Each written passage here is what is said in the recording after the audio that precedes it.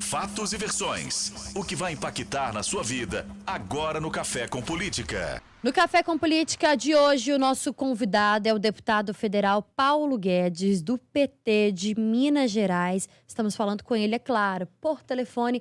Bom dia, deputado. É um prazer falar com o senhor. Bom dia, Thalita. Bom dia aos ouvintes da Rádio Super.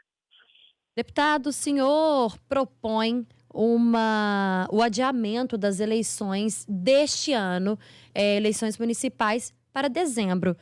Por que essa proposta, além, é claro, da pandemia do coronavírus, que nós já sabemos que vai adiar diversos eventos no nosso país? Justamente a preocupação central é esta mesmo, né? Como é que a gente vai ter eleições? Eleições em outubro. O processo eleitoral começa agora em abril. Intensifica em junho, julho, agosto, setembro, justamente na época do ano que a temperatura está mais baixa. Ou seja, como é que a gente vai deixar colocar nas ruas 2 milhões ou 3 milhões de pessoas? Porque só candidatos a vereadores nós podemos ter de 600 a 700 mil no Brasil. Fora os candidatos a prefeito, a vice-prefeito e toda aquela militância de pessoas contratadas que trabalham nas eleições. Ou seja, a gente vai correr um risco muito grande de levar, inclusive, a pandemia para os locais mais distantes, para as comunidades rurais, para as pequenas cidades.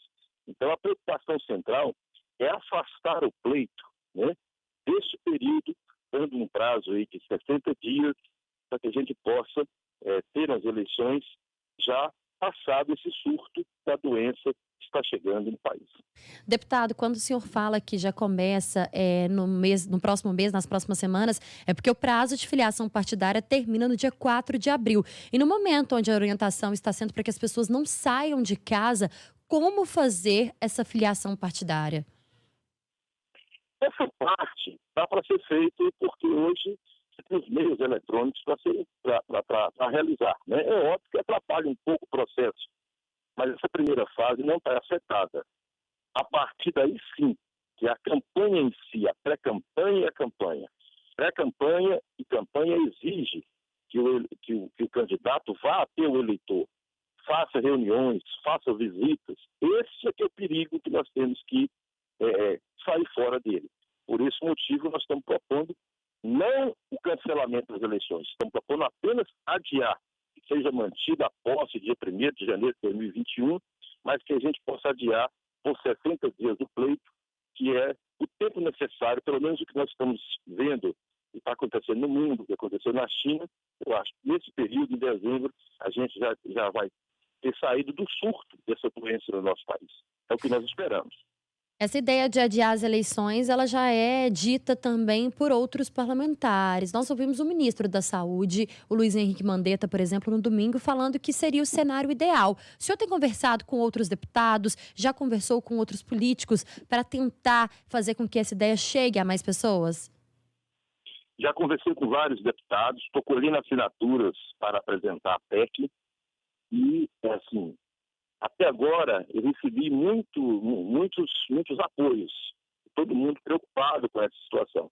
É óbvio que a partir de hoje, amanhã, nós vamos intensificar isso, porque aqui na Câmara também você mudou, tudo está sendo feito de forma eletrônica, né? E até que você conseguir as assinaturas de apoio também será de forma eletrônica. Então nós estamos ainda nos adaptando a essas novas medidas, mas eu acredito que essa semana a gente avance com relação a isso. Inclusive, vamos discutir na nossa bancada essa semana esse tema. Unificar as eleições é um acordo, é um ponto a ser discutido, deputado, ou não há essa possibilidade na opinião do senhor? Unificar as eleições, eu sou contra, né? Porque isso aí muda tudo. Eu seria a favor de unificação se fosse em um outro momento, que você pensasse de uma forma para vigorar anos depois. Assim, no próprio ano das eleições, você mudar a data, unificar eleições, ou seja, prorrogar mandatos para mais 2 anos, isso eu sou contra. Então, a minha medida a minha proposta é justamente para acabar com esse discurso de unificar as eleições este ano. Ou seja, nós mantemos as eleições, né, com responsabilidade, saindo do foco do coronavírus, E a proposta também, ela tem um outro viés, que é também economizar recursos, né? Você fazendo a eleição em dezembro e o segundo turno nas cidades com mais de 200 mil eleitores poder ser feito no mesmo dia, né? Ou seja, a proposta também prevê isso. Ou seja, você votaria para prefeito da cidade, né, no seu candidato, e uma segunda opção, caso o seu candidato não vá para o segundo turno. Ou seja, a soma desses dois votos garantiria que a gente resolveria o pleito ainda num turno só. Deputado, essa questão também apresentada na proposta de emenda à Constituição que o senhor está citando é o dos 2 turnos simultâneos. Mas não seria muito confuso, exatamente com a justificativa que o senhor deu em relação à eleição unificada? Não seria confuso para os eleitores? Não seria confuso para que a própria Justiça Eleitoral implantasse esse novo modelo de eleição aqui? Então, isso só é possível num país onde nós temos uma justiça eleitoral que é exemplo no mundo. O processo eleitoral brasileiro é o mais moderno. Nós temos urnas eletrônicas. Bastaria você incluir uma segunda pergunta para o eleitor. De forma muito simples. Você só vai apurar esses votos, segundo voto, caso um candidato não vença no primeiro turno. Isso para as eleições em cidades com mais de 200 mil habitantes. Nas demais cidades, aconteceria da mesma forma.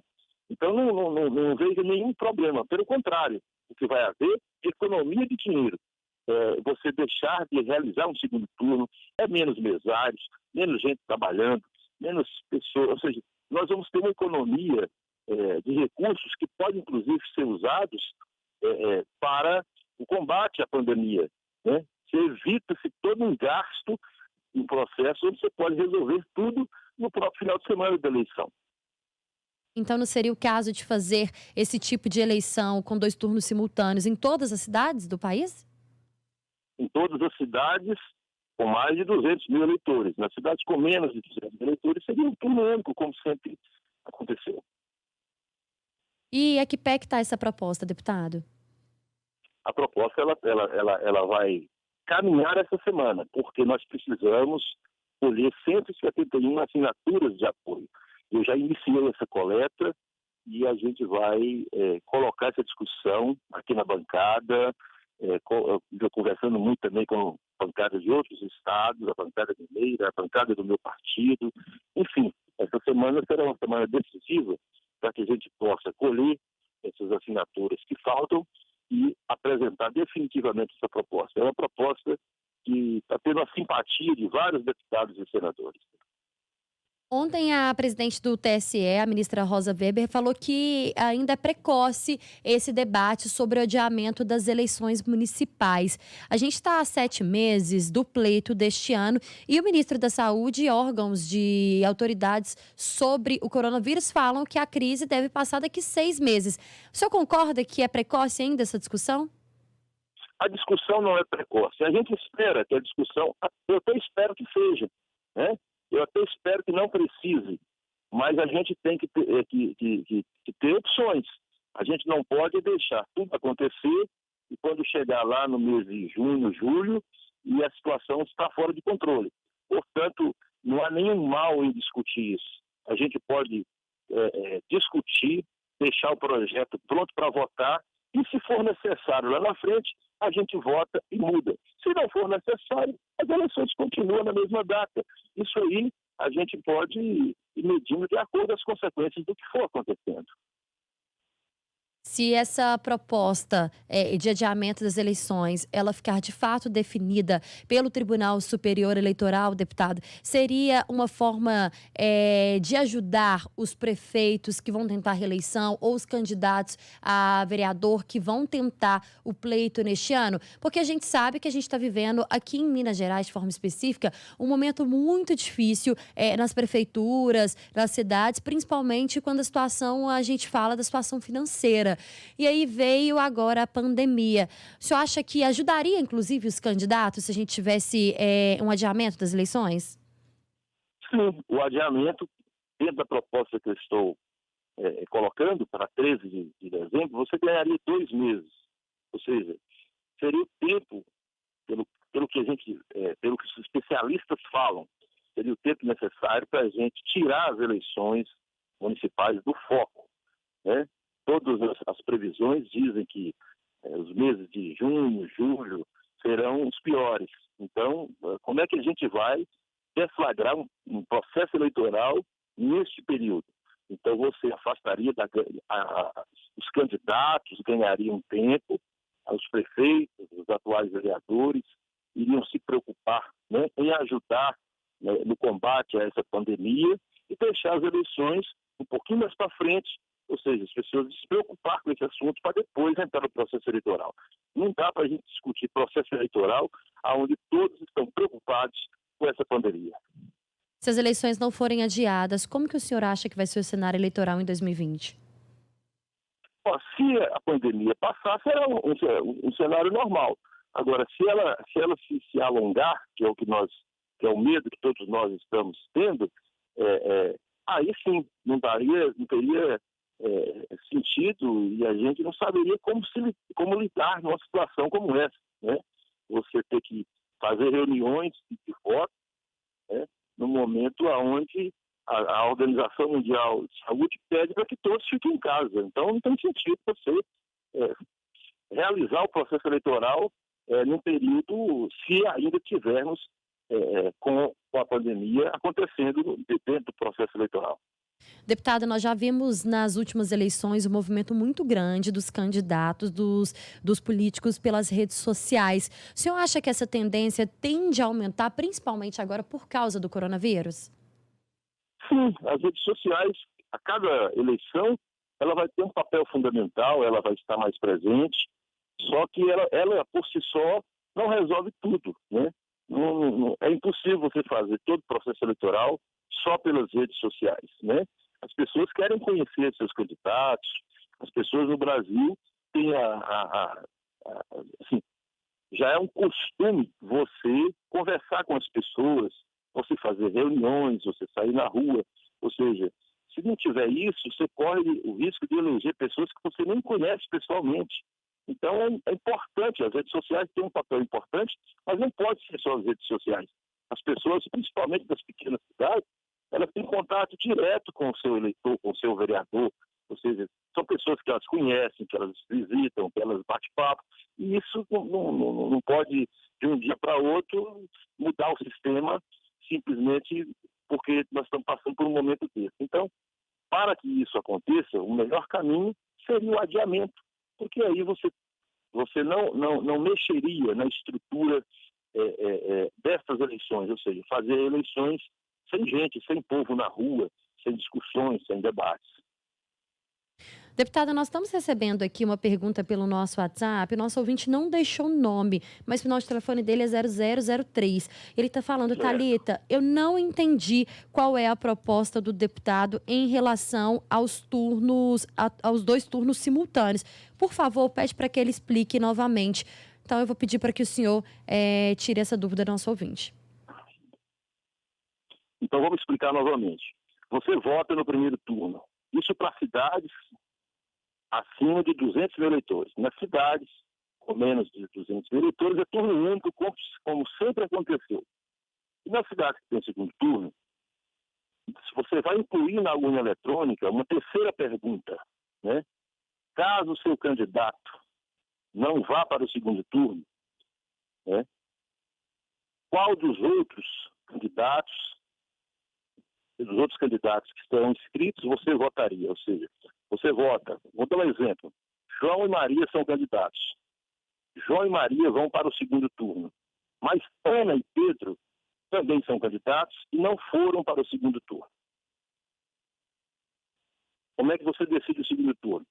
O segundo voto, a segunda opção daqueles que votaram, né, em Ana e Pedro, serão computados e somados os votos dos 2 candidatos que foram para o segundo turno.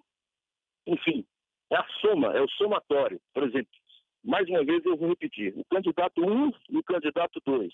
O candidato 1 e o candidato 2 foram para o segundo turno. O candidato 3 e o 4, os votos dados como segunda opção no candidato 3 e no candidato 4 serão somados e apurados. E a segunda opção daqueles soma-se aos dois candidatos que foram para o segundo turno. Daí você tem a maioria suficiente para garantir as eleições do primeiro turno. No segundo turno. A eleição do segundo turno também é apurada no primeiro turno. Hora do Deu para bate-pronto. entender? No Café com Política. No Café com Política. Hora do bate-pronto. Deputados, agora são perguntas objetivas com respostas objetivas, combinado? Combinado. Pandemia do coronavírus.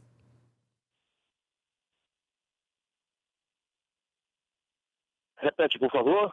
Pandemia do coronavírus. Estamos todos assustados. Temos que estar todos preparados para fazer a nossa parte.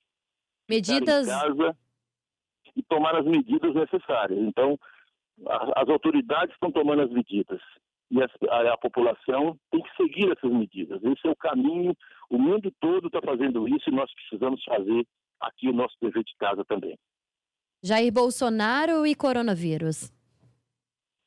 É um problema você lidar com a pandemia, né, com o vírus e com um presidente que, a cada dia, quando abre a boca, ele aumenta a crise e aumenta o problema. Né? Eu acho que ele precisava ficar de quarentena. Eleições municipais de 2020. Precisam ser realizadas, mas fora da data, no dia 13 de dezembro, conforme nós estamos propondo, justamente para tirar o foco, ou seja, para a gente não ter um processo eleitoral dentro de um processo de pandemia. Eleições unificadas não seria a solução? Não seria a solução. Adiar as eleições, juntar as eleições, ou seja, você mata a democracia. No momento, nós não podemos aproveitar de uma situação dessa para mudar o processo eleitoral no Brasil. Aí você não renova, ou seja, você deixa os mesmos políticos, as mesmas pessoas e tira a normalidade do processo eleitoral. As consequências do coronavírus na política. Poderão ser muitas, né? Poderão ser muitas. Ainda não dá para medir, mas poderão ser muitas. Deputado federal Paulo Guedes, do PT de Minas Gerais, foi o nosso convidado de hoje aqui no Café com Política. Conversamos com ele por telefone, é claro, adotando todas as medidas de segurança. Obrigada, deputado. É um prazer falar com o senhor. Obrigado, Thalita. Obrigado a todos os ouvintes da Rádio Super. Foi um prazer falar com vocês.